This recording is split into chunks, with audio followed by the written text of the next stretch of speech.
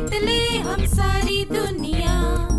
बीच हमें आज बोने दो, रोज उसे थोड़ा बढ़ने दो। छू लेंगे आकाश हम, मन के विचार हकीकत बने। सिद्धि फल से आनंद देंगे, कोशिश कर बढ़े, सोच बुलंद करे।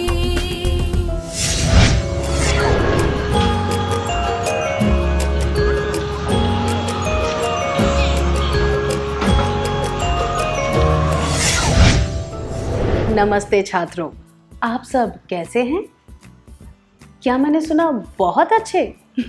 यह जानकर खुशी हुई। क्या हम आज के क्लास की शुरुआत एक खेल से करें?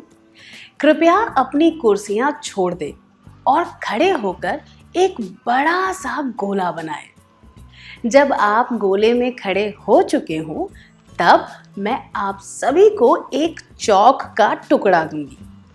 चौक से आप अपने पैरों के चारों तरफ एक चक्र बना लें। अब आप सब देखेंगे कि आप एक चक्र के अंदर हैं। फिर मैं जो निर्देश दूं, उसे ध्यान से सुने। अगर वह निर्देश आप पर लागू होता है, तो आप तुरंत मेरे कहे अनुसार अपने चक्र से बाहर निकलकर अपना स्थान किसी साथी के साथ बदल लें। उदाहरण के लिए, अगर मैं कहूँ जिन लोगों के पास लाल रंग की पेंसिल है, तो जिन लोगों के पास लाल पेंसिल है, वे तुरंत अपना स्थान उनके साथ बदल लें जिनके पास भी लाल पेंसिल है। या फिर जब मैं कहूँ जिन लोगों के पास रुमाल है, तब ऐसे लोग अपने चक्र से बाहर निकलकर उनके साथ स्थान बदलेंगे जिनके पास रुमाल हो।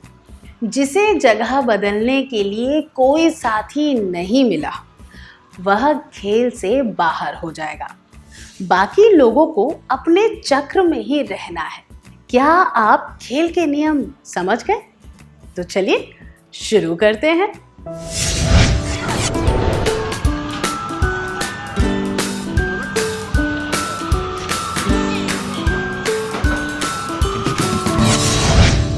कैसा रहा? क्या आपको मजा आया? अच्छी बात है। क्या आपने यह खेल अकेले खेला या अपनी कक्षा के और लोगों के साथ?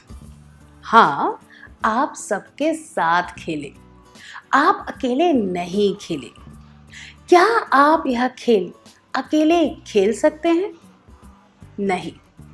सिर्फ यह खेल नहीं, बल्कि ऐसे कई खेल हैं जो आप अकेले नहीं खेल सकते। जितना मज़ा दोस्तों के साथ खेलने में आता है, उतना मज़ा अकेले खेलने में नहीं आता। इसी तरह इस दुनिया में भी हम अकेले नहीं हैं। हम कई लोगों के साथ रहते हैं और हमारे बहुत से रिश्ते होते हैं। चलिए, एक कहानी के माध्यम से हम रिश्तों के बारे में कुछ और भी जानें। आपके शहर के प्रदर्शनी मैदान में एक विशाल गोल चक्कर लगाया गया है। सब लोग उसकी चर्चा कर रहे हैं। सब बहुत उत्सुकता से उस पर सवारी करना चाहते हैं। वे चाहते हैं कि ऊंचाई पर जाकर सारे शहर का रोमांचक नज़ारा देखें। आप भी उसकी सवारी करना चाहते हैं। आपकी माँ ने आपके साथ रविवार को वहाँ जाने की बात मान ली है। रविवार आ गया है और आप अपनी माँ के साथ मैदान में खड़े हैं। कुछ ही दूरी पर आप गोल चक्कर को देख सकते हैं और आपकी आंखें उस पर से हट ही नहीं रही है। जैसे जैसे आप गोल चक्कर के पास पहुंच रहे हैं, आपके मन में अजीब सी भावनाएं आ रही हैं। डर, उत्सुकता, रोमांच, जोश। आपकी माँ आपको बक्से में बनी सीट पर बैठाकर पीछे हट जाती है। गोल चक्कर घूमने लगता है और आपका बक्सा सबसे ऊपर पहुंच जाता है। आप सारे शहर को देख सकते हैं। नदी, मंदिर, आपका स्कूल, यह सब बहुत ही छोटे दिखाई दे रहे हैं। आपको यह सब बहुत ही रोमांचक लग रहा है। आप यह छवि अपने मन में बसा लेना चाहते हैं और अपनी आंखें बंद कर लेते हैं। इतनी ऊंचाई पर तेजी से चलता हुआ गोल चक्कर आपको जैसे दूसरी ही दुनिया में ले जा रहा है।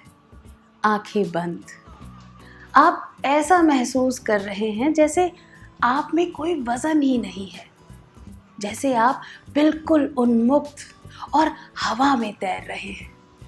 और फिर आप आराम से नीचे आ जाते हैं। आपकी आंखें अब भी बंद हैं, कोई शोर नहीं है, सब कुछ बिल्कुल शांत लग रहा है।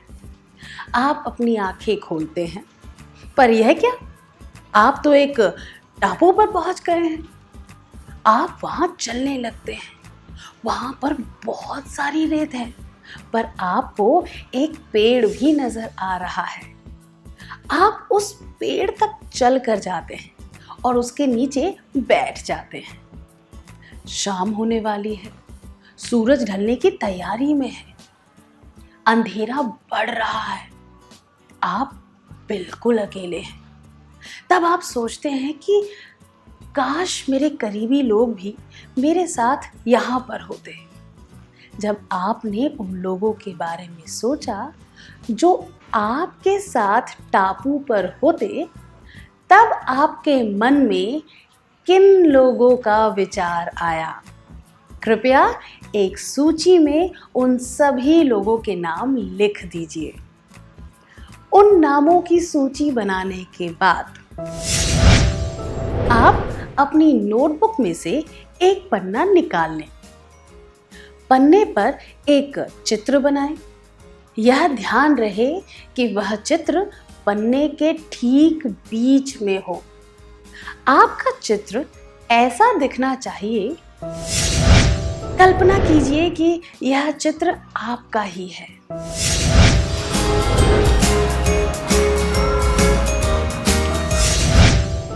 अब इस सुनसान टापू पर आप अपने साथ किसे देखना चाहेंगे? उन लोगों के नाम इस चित्र के चारों तरफ लिख दीजिए।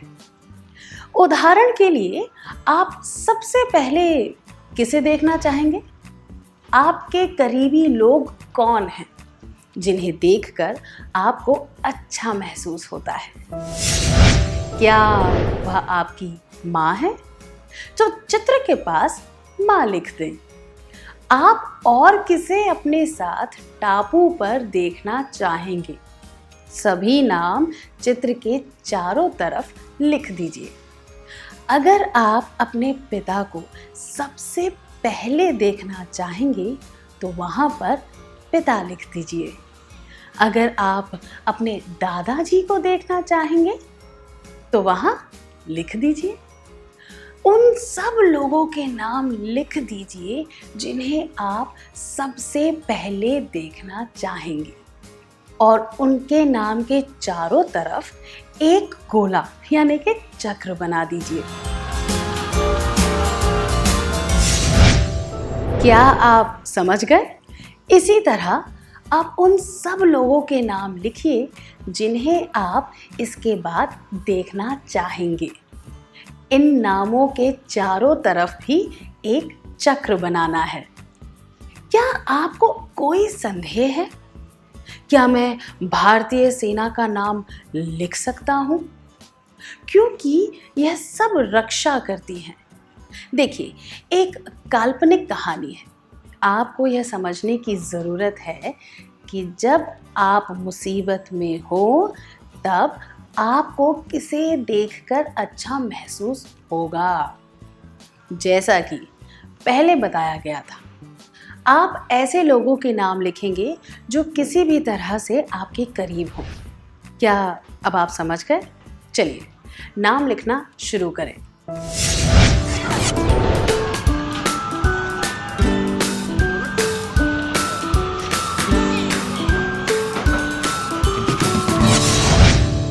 क्या आपने अपना कार्य पूरा कर लिया? जैसे कि चित्र में दिखाया गया है, आपकी आकृति बीचों बीच है और उसके चारों तरफ रिश्तेदारों और दोस्तों के नाम आपके द्वारा चुने गए क्रम में हैं और आपने उन नामों के चारों ओर चक्र भी बनाया है। सही है? चित्र के बीच एक चेहरा होगा और उसके चारों ओर पहले चक्र में माँ, पिता, भाई, बहन, दादा, दादी लिखा है। दूसरे चक्र में दोस्तों और करीबी रिश्तेदारों के नाम होंगे। तीसरे चक्र में आपके परिवार के और लोग व पड़ोसियों के नाम होंगे। इस चित्र का नाम होगा रिश्तों के चक्र।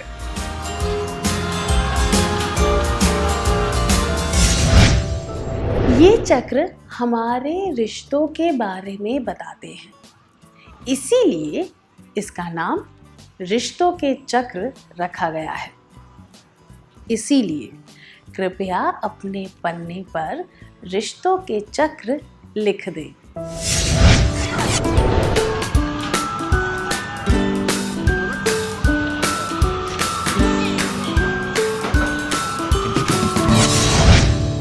क्या आपने यह लिख लिया है? क्या हम अगले कार्य की ओर बढ़ें? आपने जिन लोगों के नाम चक्रों में लिखे हैं, उनमें से आप किन लोगों से रोज मिलते हैं? कौन से लोग आपके सबसे ज़्यादा करीब हैं? क्या आप उन नामों की एक सूची बना लेंगे?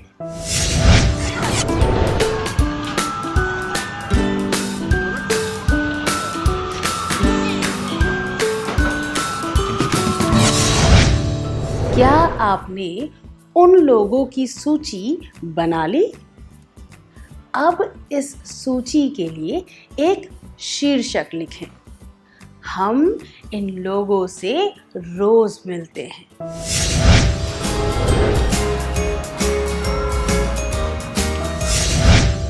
क्या आपकी सूची में ये सब नाम लिखे हैं? कृपया जांच लीजिए। माँ, पिता, भाई, बहन, दादी, दादा, करीबी रिश्तेदार, परिवार से जुड़े अन्य लोग, दोस्त, टीचर, हमारे शुभ चिंतक, पड़ोसी, हमारे मोहल्ले में रहने वाले लोग, आसपास में रहने वाले लोग। हम इन सब लोगों से रोज मिलते हैं। इनमें से हमारे सबसे ज़्यादा करीब कौन है? हमारे परिवार के सदस्य, हमारे दोस्त, टीचर, शुभचिंतक। हम इन सब से रोज मिलते हैं और इन सब के साथ उठते बैठते हैं, है ना? कोई संदेह?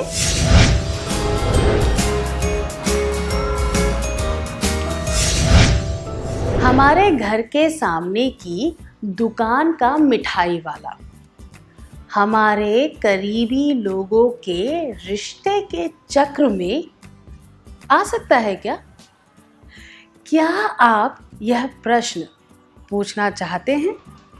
नहीं, वह बिल्कुल भी उस वर्ग में नहीं आ सकता। तो फिर करीबी रिश्ता क्या होता है? करीबी रिश्ता उन लोगों से बनाया जा सकता है जिन्हें आप अपने मन की बातें, अपने डर, और अपनी भावनाएं बता सके।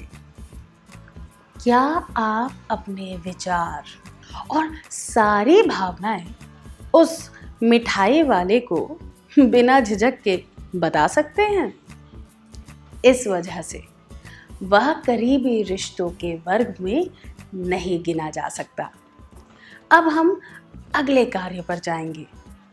क्या आप बता सकते हैं कि वे कौन से लोग हैं जिन्हें हम जानते हैं पर हम उनसे रोज नहीं मिलते? क्या आप में से कुछ छात्र यहाँ आकर उन लोगों के नाम बताएंगे? आपको यह भी बताना है कि आप उन्हें कैसे जानते हैं।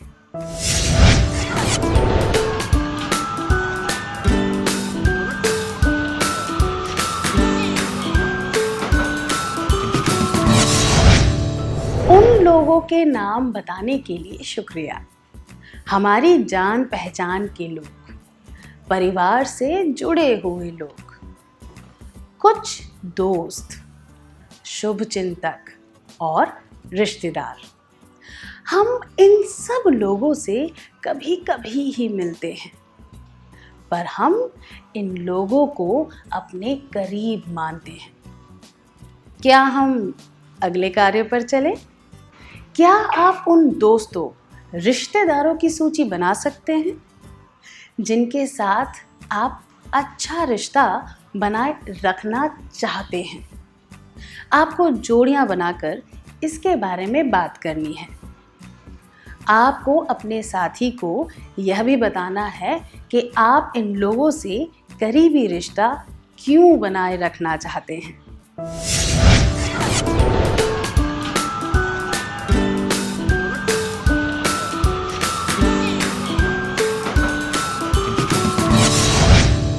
अपने विचार बताने के लिए धन्यवाद।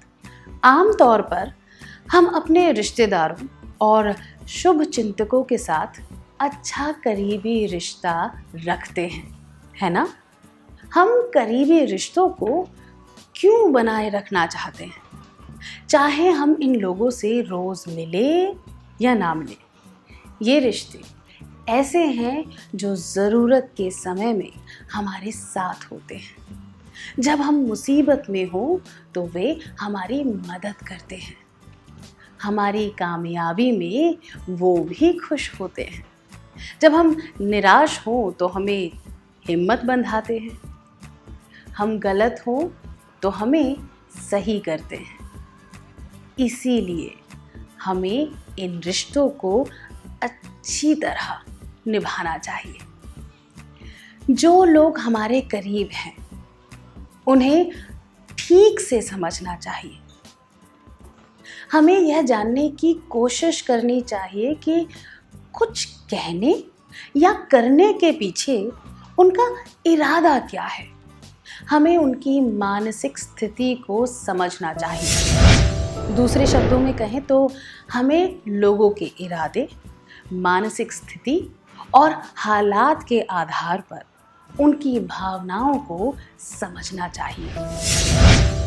क्या इसका मतलब यह है कि हम दूसरे रिश्तों पर ध्यान ना दें? बिल्कुल नहीं। किसी भी रिश्ते को बनाए रखना आसान नहीं होता, पर उसे तोड़ना काफ़ी आसान होता है। और किसी टूटे हुए रिश्ते को फिर से जोड़ना भी आसान नहीं होता। इसलिए हमें सभी रिश्तों को बहुत ही नज़ाकत से निभाना चाहिए। हम ये कैसे कर सकते हैं, मैं समझाती हूँ। आपने कमल के फूल का पत्ता देखा है? जब आप उस पत्ते पर थोड़ा सा पानी गिराते हैं तो वह पानी ना तो नीचे बहता है और ना ही पत्ते पर चिपकता है। हमें भी अपने रिश्तों को इसी तरह बनाए रखना चाहिए। करीब होते हुए भी ज़्यादा करीब ना होना, उचित दूरी बनाए रखना। क्या आप समझ गए? दूसरे कार्यकलाप पर जाने से पहले हम साथ में एक गीत गाएंगे। आइए यह गीत सुनते हैं।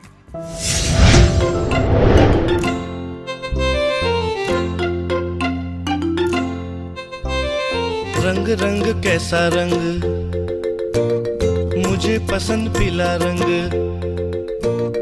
तुझे पसंद कैसा रंग, रंग रंग रंग रंग। क्या आपने ध्यान दिया? यह गीत इस तरह से है। रंग रंग कैसा रंग, मुझे पसंद पीला रंग। यहाँ पर पीले रंग की बात कही गई है। उसी तरह आपको अपने पसंदीदा रंग बताते हुए इसे गाना है। उदाहरण के लिए, अगर आपको पीला रंग पसंद है तो आपको इसे इस तरह गाना है। रंग रंग कैसा रंग, मुझे पसंद पीला रंग। क्या हम साथ में गाएं?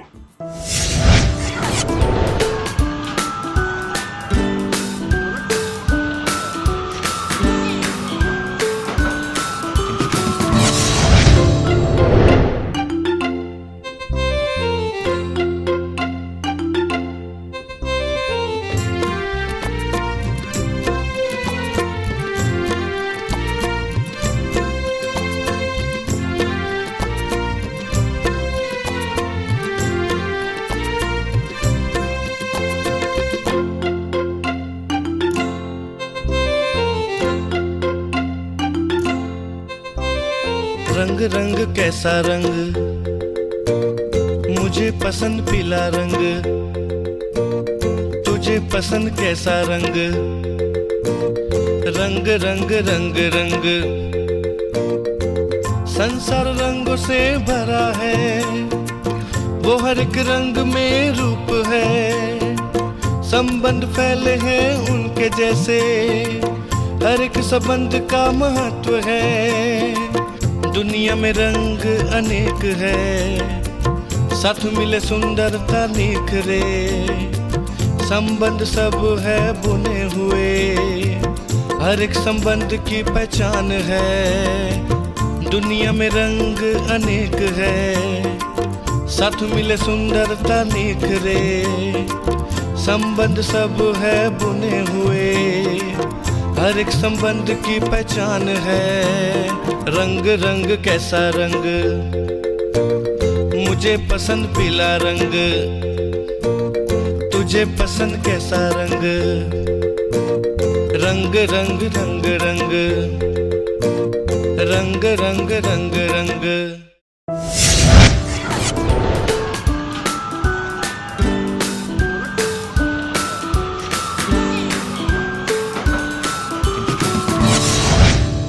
आप सबने अच्छा गाया, बहुत बढ़िया। आप सबको कैसा लग रहा है? आप खुश हैं? अच्छी बात है। आपने ध्यान दिया कि इस गीत का क्या संदेश था।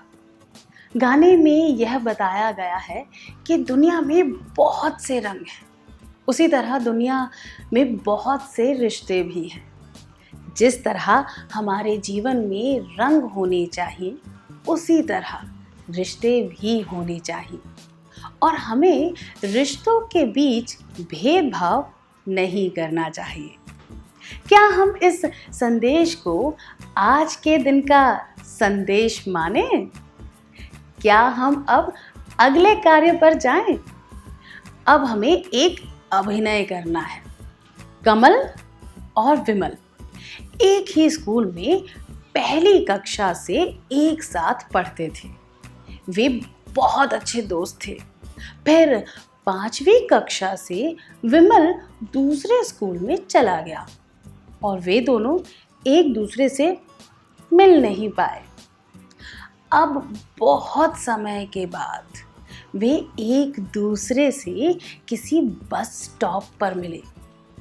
क्या आप दोनों यहाँ आकर कमल और विमल बनकर अभिनय कर सकते हैं?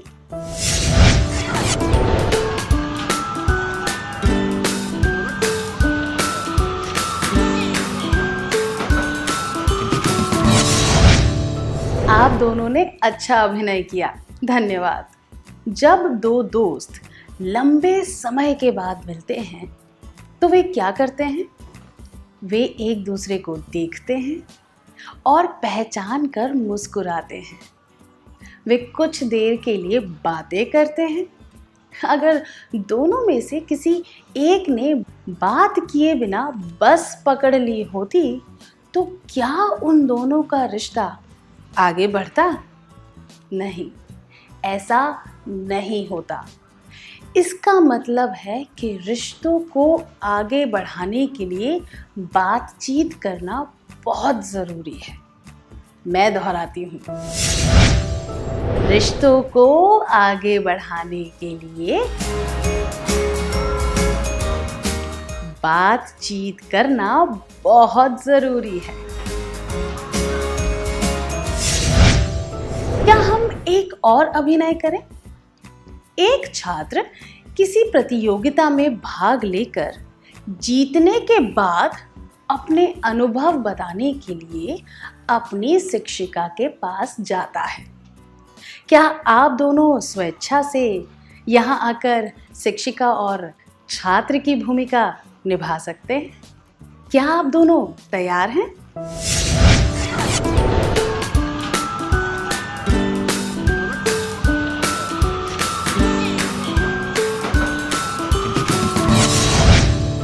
आप दोनों ने बहुत अच्छा किया, धन्यवाद। जब छात्र उत्सुकता से अपनी जीत के बारे में अपनी शिक्षिका को बताएगा, तब शिक्षिका कैसी प्रतिक्रिया करेंगी? शिक्षिका छात्र की बातों को ध्यान से सुनेंगी। अपना सिर हिलाकर वे उसको प्रोत्साहित करेंगी ताकि वो अपनी बात खुशी से बता सके। इससे हमें क्या पता चलता है? शिक्षिका के पास कई काम हो सकते हैं, पर इसके बावजूद उन्होंने कुछ समय निकालकर छात्र की बात सुनी और उसे अपने अनुभव बताने के लिए प्रोत्साहित किया। तो हमने क्या सीखा? हमने सीखा कि रिश्तों को बढ़ावा देने के लिए समय निकालना भी ज़रूरी होता है। मैं दोहराती हूँ, रिश्तों को बढ़ावा देने के लिए समय निकालना भी जरूरी होता है। अब एक और अभिनय। आप में से एक को माँ की भूमिका निभानी है और दूसरे को बेटे की। बेटा स्कूल से वापस आता है। वह देखता है कि उसकी माँ बीमार पड़ी है और बिस्तर पर लेटी हुई है। जब वह स्कूल गया था तब माँ ठीक थी। अब बेटा क्या करेगा? क्या आप दोनों माँ और बेटे का किरदार निभाएंगे?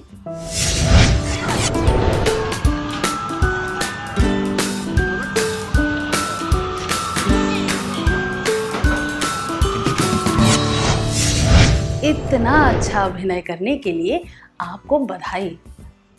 बेटे ने स्कूल से आकर देखा कि उसकी माँ बीमार है।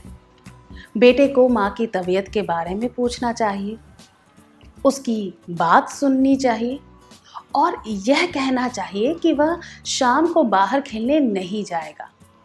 इससे माँ को अच्छा लगेगा कि ज़रूरत पड़ने पर उसका बेटा उसके पास ही रहेगा। इस अभिनय से आपने क्या जाना? रिश्तों को बनाए रखने के लिए साथ देना ज़रूरी होता है। मैं दोहराती हूँ, रिश्तों को बनाए रखने के लिए साथ देना भी ज़रूरी होता है। अब क्या हम अगले कार्यकलाप पर जाएं? कंचन और नेहा अच्छे दोस्त हैं। कंचन के भाई की नौकरी अचानक चली गई है और इस बात की वजह से कंचन के माता पिता परेशान हैं। घर में चल रही परेशानी की वजह से कंचन भी चिंतित है। नेहा कंचन से पूछती है कि वह इतनी उदास और परेशान क्यों है। कंचन नेहा पर विश्वास करके उसे सारी बात बताती है। क्या आप दोनों स्वेच्छा से इस दृश्य का अभिनय करके दिखाएंगे?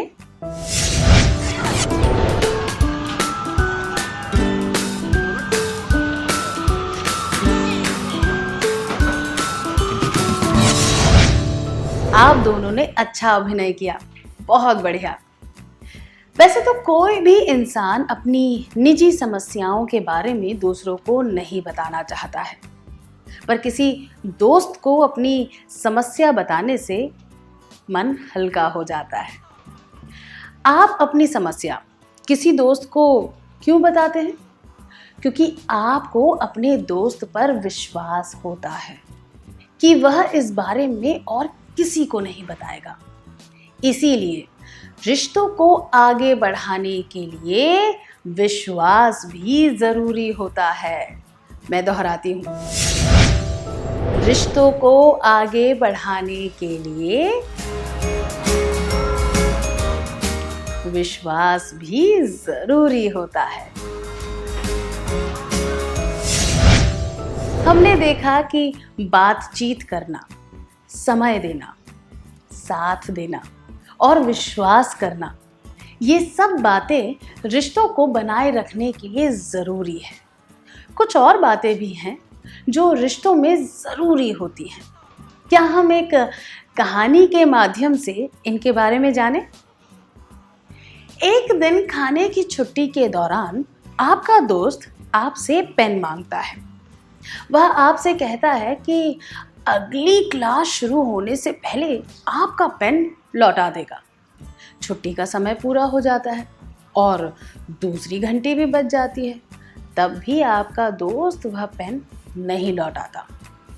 तुरंत ही शिक्षिका आपकी कक्षा में आ जाती है और सबको कुछ लिखने का कार्य देती है। सभी लिखना शुरू कर देते हैं। तभी शिक्षिका देखती है कि आप कुछ लिख ही नहीं रहे। आपसे इस बारे में वो पूछती हैं। आप माफ़ी मांगते हुए कहते हैं कि आपके पास पेन नहीं है। वह आपको खुद का पेन दे देती है। आप पेन लेकर लिखना शुरू कर देते हैं। फिर क्लास खत्म होती है। आपका दोस्त दौड़ता हुआ आपके पास माफ़ी मांगने आता है। जब आपका दोस्त आपके पास माफ़ी मांगने आए तो आप क्या करेंगे? 1. मैं उसे देखकर छुप जाऊंगा या छुप जाऊंगी। 2. मैं उसकी बात सुनकर उसे माफ़ कर दूंगा या माफ़ कर दूंगी। 3. मैं उसकी बात सुनूंगा या सुनूंगी, उसे बताऊंगा या बताऊंगी कि मुझे कितनी परेशानी हुई और उसे माफ़ कर दूंगा या माफ़ कर दूंगी। 4.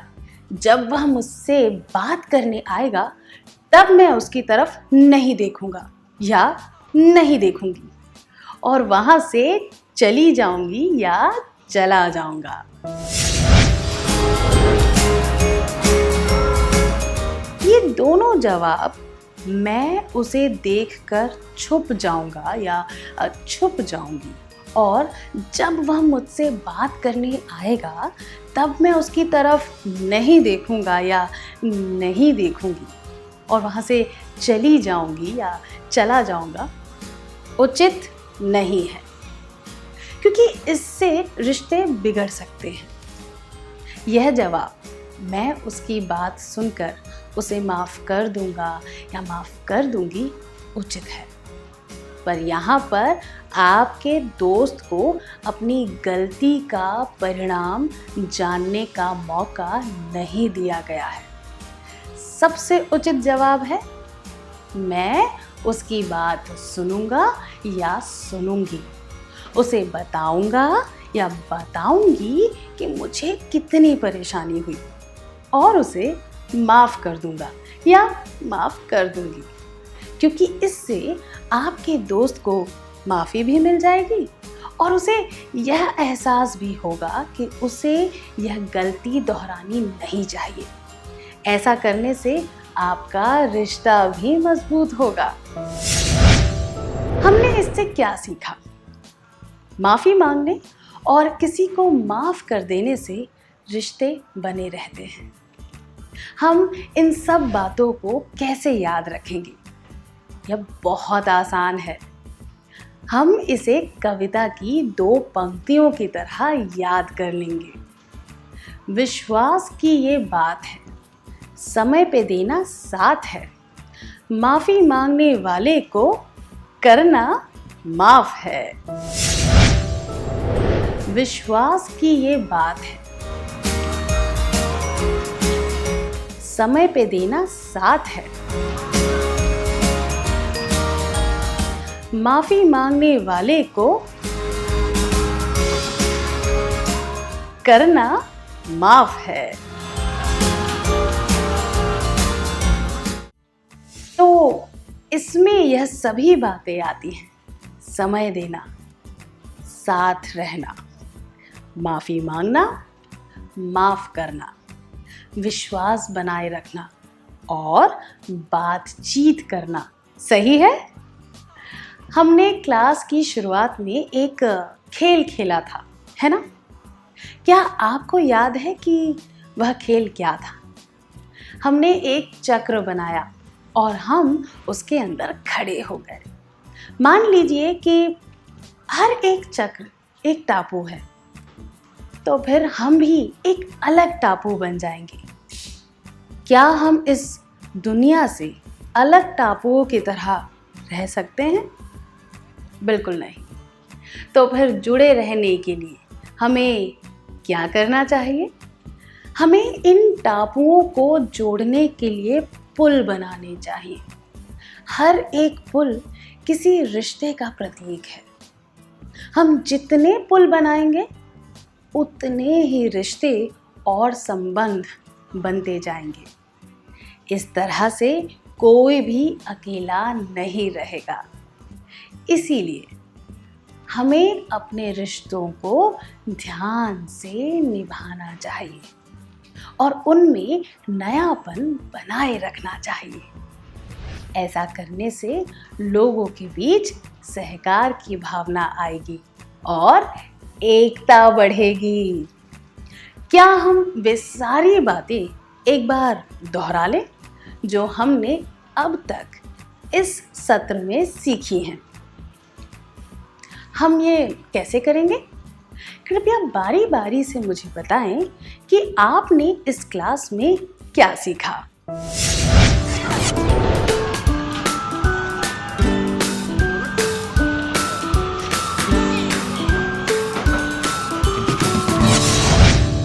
इस दुनिया में कोई भी अकेला नहीं है। हम हमेशा के लिए अकेले नहीं रह सकते। हालांकि हम कई लोगों को जानते हैं, पर हम कुछ ही लोगों को अपने करीब मानते हैं। हम उन रिश्तों को बनाए रखना चाहते हैं क्योंकि वही रिश्ते हमारा मार्गदर्शन करते हैं और हमें आगे बढ़ने में मदद करते हैं।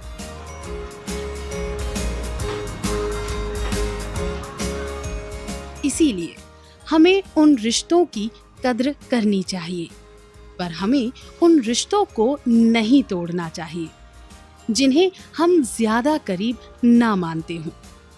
रिश्तों को बनाए रखने के लिए जिन मुख्य बातों को ध्यान में रखने की जरूरत है वे हैं समय देना, साथ रहना, माफी मांगना, माफ करना, विश्वास बनाए रखना और बातचीत करना। इन 2 पंक्तियों में सारी बातें बताई गई हैं।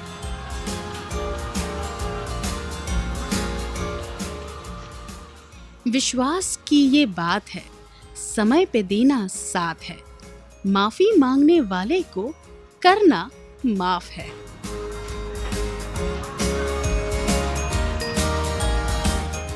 बहुत अच्छा, आपने इस सत्र में सिखाई गई सारी बातें याद रखी और उन्हें बोलकर भी बताया। हमें इन बातों को हमेशा याद रखना चाहिए। इन्हें याद रखने के लिए आपको कुछ प्रश्न दिए जाएंगे। हर प्रश्न के नीचे 3 या 4 उत्तर दिए होंगे। इनमें से आपको सबसे उचित उत्तर चुनना होगा।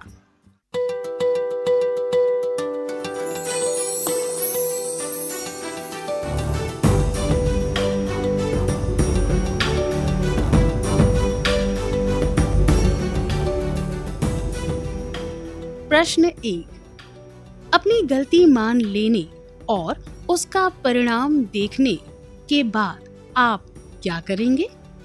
उत्तर: 1. कुछ नहीं करूंगा या करूंगी। 2. उसके बारे में चिंतित रहूंगा या रहूंगी। 3. जिस व्यक्ति को मेरी वजह से तकलीफ हुई उसे मिलना टालूंगा या टालूंगी। 4. उस व्यक्ति के पास जाकर माफी मांगूंगा या मांगूंगी जिसे मेरी वजह से तकलीफ हुई।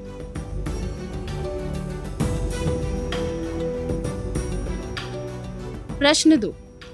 आप किसी पहचान के व्यक्ति से बहुत लंबे समय के बाद मिलते हैं, पर आप उसे अच्छी तरह नहीं जानते। आप क्या करेंगे? उत्तर: 1. उसे देखकर मुस्कुराऊंगा या मुस्कुराऊंगी और बातें करने लगूंगा या लगूंगी। 2. मैं इंतजार करूंगा या करूंगी कि वह पहले बात करना शुरू करे। 3. उस पर ध्यान नहीं दूंगा या दूंगी। 4. मुस्कुराकर वहां से चल दूंगा या दूंगी।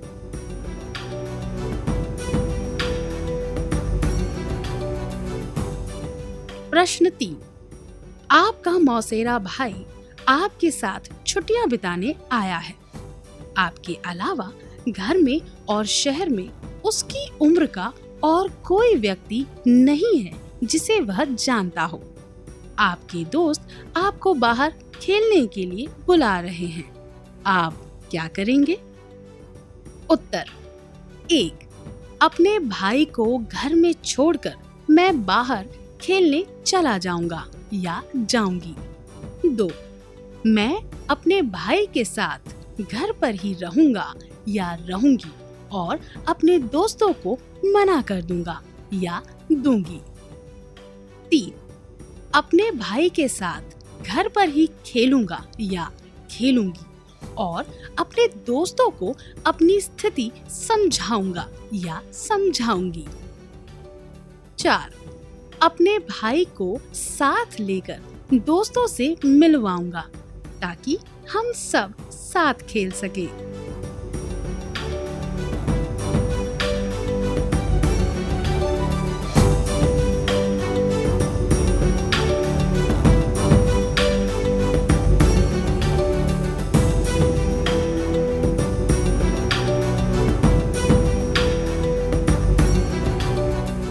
अगली क्लास में आने से पहले क्या आप इन प्रश्नों के उत्तर लेकर आएंगे? हम अगली क्लास में मिलेंगे।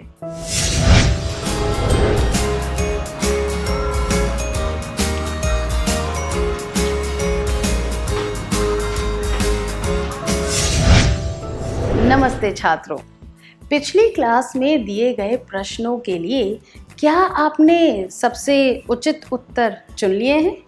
क्या हम देखें कि आपके द्वारा चुने गए उत्तर उचित हैं कि नहीं।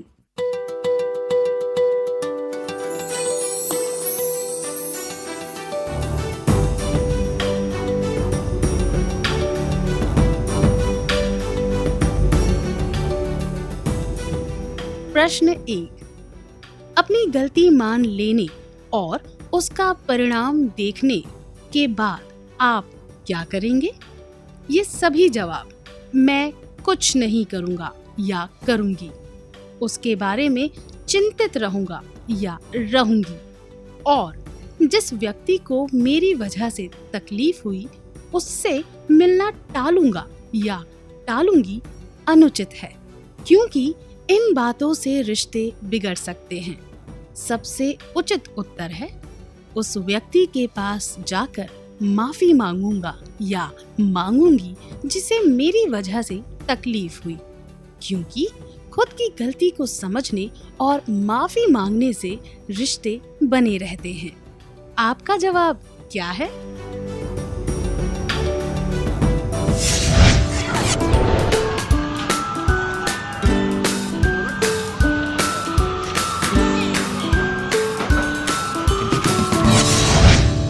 प्रश्न 2.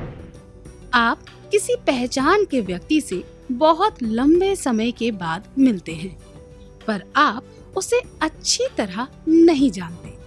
आप क्या करेंगे? ये उत्तर मैं इंतजार करूंगा या करूंगी कि वह पहले बात करना शुरू करे और उस पर ध्यान नहीं दूंगा या दूंगी उचित नहीं है। मुस्कुराकर वहां से चल दूंगा या दूंगी। इस उत्तर में मुस्कुराना तो अच्छी बात है, पर वहां से चल देना यह संकेत देता है कि आप इस रिश्ते को आगे बढ़ाने का कोई प्रयास नहीं करना चाहते। सबसे उचित उत्तर है उसे देखकर मुस्कुराऊंगा या मुस्कुराऊंगी और बात करने लगूंगा या लगूंगी, क्योंकि यहाँ पर रिश्ते को आगे बढ़ाने की कोशिश की गई है। आपका जवाब क्या है?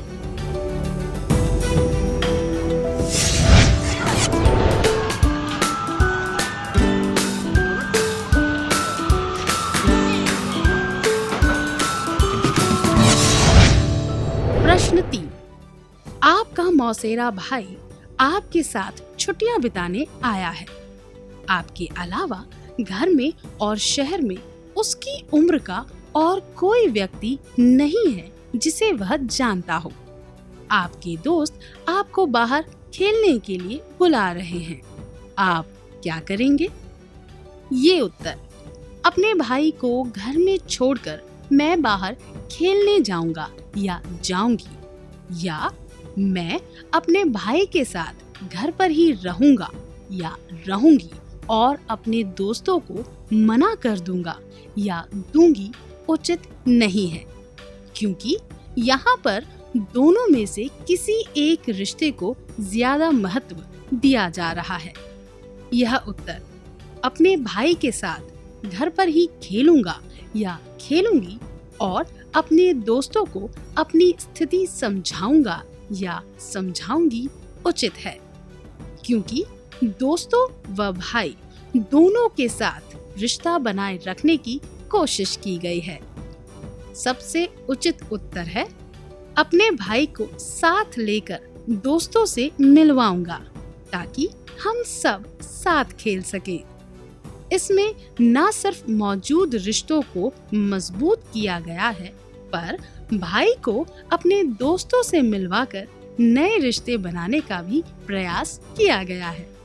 आपका जवाब क्या है?